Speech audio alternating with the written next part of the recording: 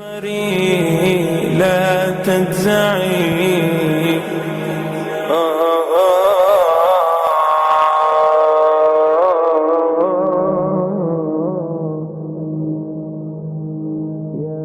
When the trumpet is blown, the mountains, that's the description, the mountains and the earth, soil and other things that are on earth, rocks, mountains, will be carried off, be carried upwards, losing gravity with earth, going upwards.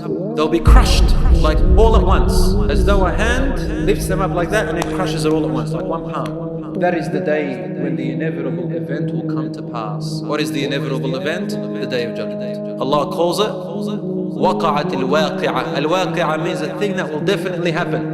The whole world and all of us are working towards it. That's the end. Everyone is working towards that reality.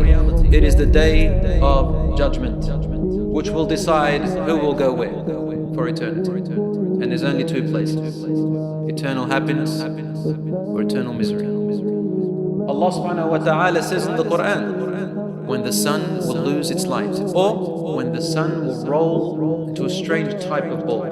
It's already a ball now, but what Allah is telling us is it will lose its light and its power. It will eat itself away. And when the stars will lose their position or will collide with one another. When the mountains will be made flat and equal in level.